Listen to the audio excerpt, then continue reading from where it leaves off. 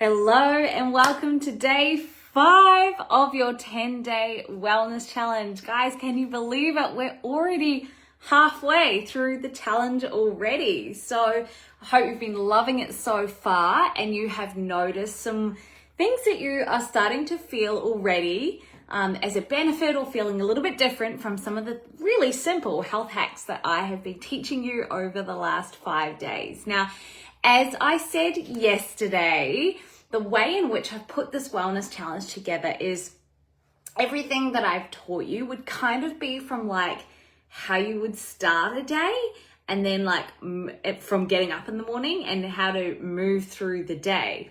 It's clever. So today there's absolutely no, what was I going to say? Like no doubt that something that I was going to talk about in this wellness challenge, of course, would be exercise and movement, right?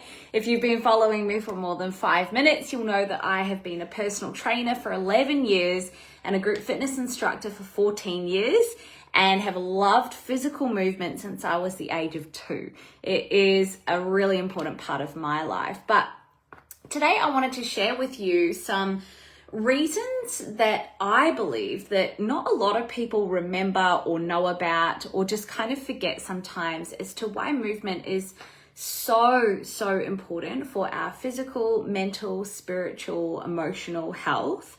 It's not just about moving your body for weight loss, right? Of which we know is great for. And if you're someone like me who struggles with things like injury and chronic pain, I know there'll be a few of you in the group here that is a tick for. Something like exercising and movement and committing to like a regular routine of this, it can feel really hard. No joke, it can feel really hard to commit to something when you are just in pain all the time or it doesn't feel good to do.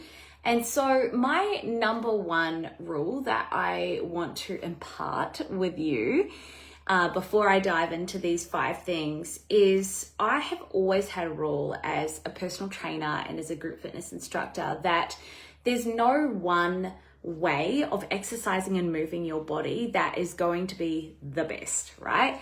I always believe that all movement is wonderful. Okay, if you've got some very specific fitness goals that you want to reach, then sure, that's a different conversation. But movement in general, there's no one thing that is the absolute best that you should do. I believe that if you can find something that feels enjoyable and is fun for you, then that's the best type of exercise for you, because then it won't feel like a chore. It'll feel relatively easy and enjoyable for you to make that into a routine or habit every single day. And that is better than no exercise, right? So I would love for you, if you're catching the replay of this or watching me live right now, to pop a little comment below. Let me know, like, what is one way that you really love to move your body that feels enjoyable for you, never feels like a chore? For me, there's so many ways, and they're probably not what you think. You probably think, yeah, she loves getting in the gym and lifting weights and teaching classes, and the answer is actually no. Whilst I like those things, I don't love them.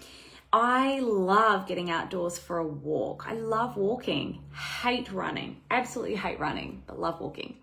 I love things like going for a swim in the ocean, going kayaking or stand-up paddleboarding. I love dancing. I love moving my body in ways that just doesn't feel like exercise and it's fun. So if some of those things are things that you love as well, then I want you to just maybe like write down a bit of a list of the ways that you love moving and try to incorporate those into your week. Even if it's once a week, it is something that is going to benefit you mentally as well as physically because you actually like doing it. Now, I've written a little list up here. You might see me looking up a couple of times. I've written a little list up here of the 5 things that I think are really important that you may not know or just may have forgotten for a little while, as to why movement is so important for our bodies. often with the type of people that I usually come across with the work that I do, so people who want to do personal training or come to some of my classes are generally, this is a very generalization, but are generally looking for support with weight loss or weight management, or just like want to change the composition of their body.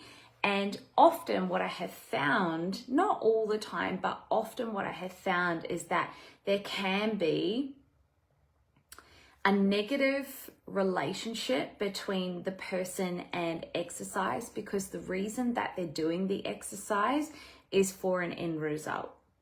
Does that make sense? So let's say you're someone who wants to lose 5 kilos or 10 kilos, and you know you need to move your body more, but the reason why you've hired a personal trainer or you've got a gym membership or you've started going to a class is because you need to lose the weight. And so what I have found over many years of training various different people is that when they start moving their body, they'll generally have a bit of a result in the beginning if they haven't been doing a lot of movement. And then they hit what we call a plateau.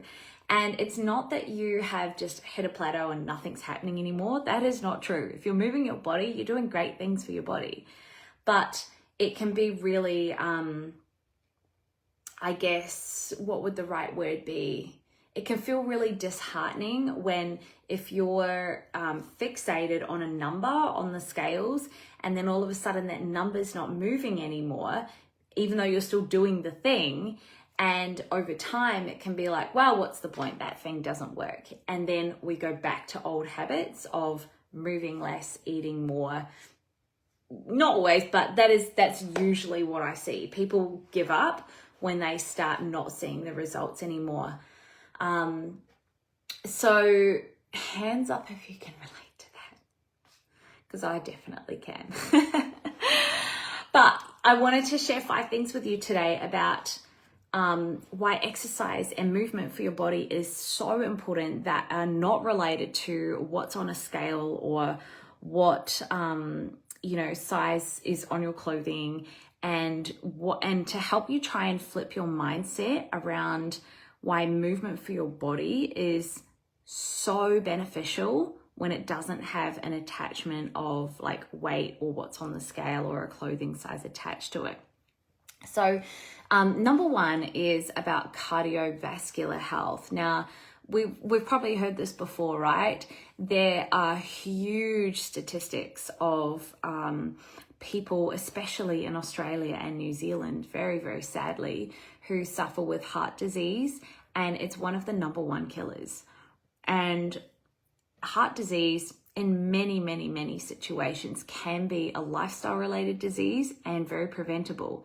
And so my, I guess, opinion on that is that if you were to just move your body like every day for 30 minutes a day, even if it was just going out for a walk, you would dramatically decrease the risk of developing some sort of cardiovascular disease or illness.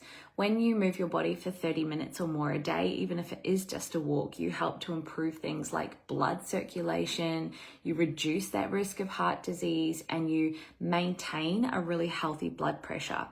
So if this is hitting home for you, if you're someone who's struggling with blood pressure or any sort of heart disease at all, I would encourage you just to this is a really cool challenge, set an alarm on your watch or your phone for 15 minutes.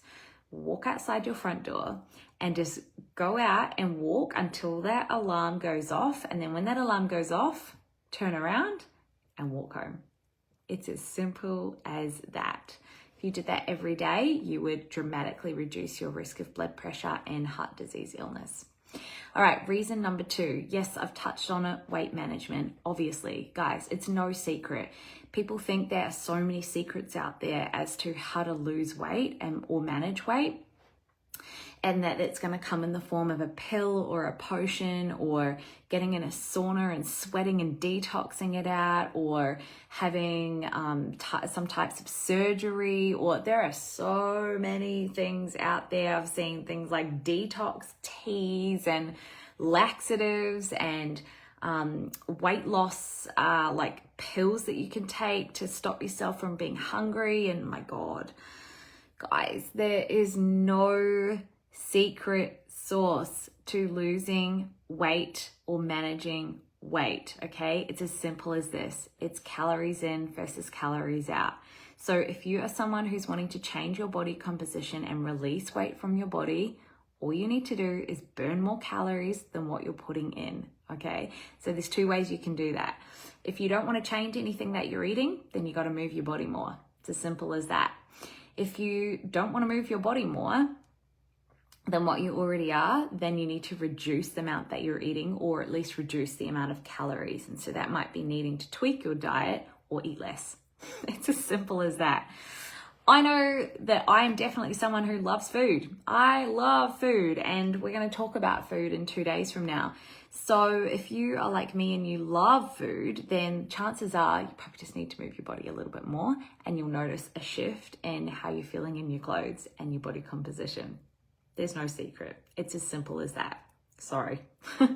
Number 3, your mental well-being. It's no secret that things like anxiety, depression, mental illness are hugely on the rise, especially in the last 3 years after what the entire world has gone through. And a lot of us were locked inside for way too long. We didn't move our bodies enough. We didn't go outside, get sunshine and vitamin D, and boom, we've seen a mental health crisis. Boom. So what happens is when we move our bodies, even if it's as simple as going for a walk, we start to have a reduction in things like stress. And I touched on this the other day, cortisol in our bodies. Our nervous systems calm down more, and all of a sudden we're able to deal with things a little bit better. It doesn't mean that our problems go away. It just means that we can intentionally lift our mood and have a better outlook on how we are managing challenging situations. Moving your body also has a profound scientific, research-backed benefit in cognitive function, so how your brain processes everything, better sleep, so improving your sleep, and just an overall positive outlook on life. So let me break it down simply for you. If you're feeling like shit, go out and move. If you're in pain, go out and move. If you are having a really bad day, go out and move. If you are struggling with a challenging situation with someone or something, go out and move, and then come back to it. And tell me that you don't feel just a smidgen better from being able to do that, and that it hasn't cleared your mind a little bit. I guarantee you, you will feel so much better. All right, reason number 4 is muscle and bone health. Now, if you're a woman watching this, which there are a lot of women here in this group, especially over the age of 35, once we hit that life phase, which I myself am in, we start to actually have, if we're not doing things like weight training, we start to have a degeneration and a breakdown of our bone health. So you might be experiencing or know someone in your life who suffers with, say, for example, osteoarthritis. What that essentially is it's inflammation of the bone. It's a breakdown of calcium in your bones, right? And that is a totally preventable disease. It's also reversible as well. And you can literally do that by increasing your bone density. How do you do that? Lifting weights. Yes, there are things you can do with your diet as well, which we're going to touch on tomorrow. But lift some weights, girlfriend. Let me tell you, as a woman, you will not get bulky and look like a man if you lift weights. It is physically impossible for us to do that. Okay, I don't know where that came from. I don't know who told us that many years ago, but it is not true. We do not have the testosterone and hormone structure in our bodies to physically look like that unless we artificially put that in. So women, please, if you're not lifting weights right now, and they don't even have to be heavy, they can be light weights, but please, please, please tell me you are doing some sort of resistance and strength training at least twice a week for 30 minutes, at least. That will dramatically improve how your bone health and how your muscle health is prolonged as you get older in age, but also you can reverse symptoms of inflammation, osteoarthritis, injury, aches, pains, joint pain, all the things in your body. If you need some help with that, hi Sharon, I see you jumping on there. If you need some help and you've got absolutely no idea to start, where to start on something like weight training, please reach out to me. I have a plethora of workouts that you can do online from home. I have over 200 workouts that are recorded on my website that you can do from home in as little as like 10 to 15 minutes a day. It's so easy. Or of course, if you're looking for some support one-on-one, come and do some personal training. It is fun. It's fun and it's going to be fantastic for your bone health. All right, reason number 5 is improved immune function. Now, this is one that people don't really think about. They think, oh, when I'm sick, I just need to pop some supplements. I need to go to bed for a while. I need to take some cold and flu pills. Guys, no. What if we just were able to support our immune systems before we got sick so we don't get sick? How good would that be? So consistent exercise has been proven to help with our immune system. It can really help with promoting healthy circulation through our body. It helps to improve all of our immune cells and reducing inflammation, which again can be a tough one for fighting off viruses and bacteria and stuff like that. So again, if you're not moving your body 30 minutes a day, 3 to 4 times a week, then I guarantee come flu season, you've got a higher chance of getting sick. So I could talk about this subject all day. Hi, Anne. Thanks for joining me. I could talk about this subject all day. I could run a whole masterclass on exercise if you want, but I wanted to share with you 5 little reasons today that you might not have thought of that is going to be freaking insane for getting you motivated to move your body to have longevity of life, right? And it doesn't have to be hard. You don't have to do 2 hours a day in the gym and train like a bodybuilder. This is about preventing lifestyle-related diseases and longevity of life, okay? So again, if you want some support with that, please reach out to me. I would love to support you in whatever way I can, whether that's through working together one-on-one, doing a group class together, providing you a workout that you can do at home each week, building your customized plan. You name it, we've got it available. It's my gift to you to be able to help you with that. All right, now I'm going to wrap up today with a challenge for you all because I've given you some freaking epic information over the last 5 days. But aside from telling you to drink some lemon water and do some gratitudes, I haven't really given you anything physical to do. So here it is. If you have a smartwatch or a smartphone, you've probably got some sort of function on your watch or on your phone that is counting your steps every day. So we're going to make this really simple. You don't have to do a hardcore workout, but we're going to do a step challenge. I'm going to stretch you guys, okay? I'm going to challenge you from now until the end of January. So what are we today? The 11th of January. So that would be, oh my God, my maths.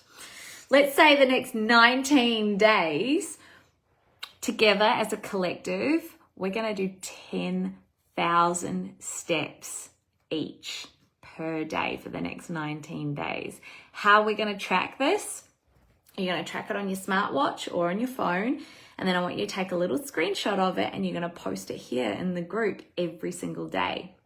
Now, for those of you who complete this challenge, I'm going to have some prizes at the end of the month, which I'll talk about in a few days' time as to what you can win and earn yourself. But I reckon you're going to want to get in on them. So we start today. If you haven't got some steps up already, I would encourage you to go out and get some steps up. And I would love to see some screenshots at the end of the day who's completed their 10,000 steps. So make sure you post it here in this group, and we're going to start a little competition, a little challenge together. So that's it from me today. A nice long video today, but I hope you found something educational. Let me know in the comments below, was there something I shared today that you didn't know about, or was a great reminder that you've thought, shit, I forgot about that. That's a good reason why I should get out and move my butt. And I'll see you guys tomorrow for day 6. Tomorrow we're going to be talking all about whole food nutrition. This is a hot topic I love talking about, and I think you guys are going to love it. So I look forward to seeing your screenshots today, and here we go, 10,000 steps. See you later.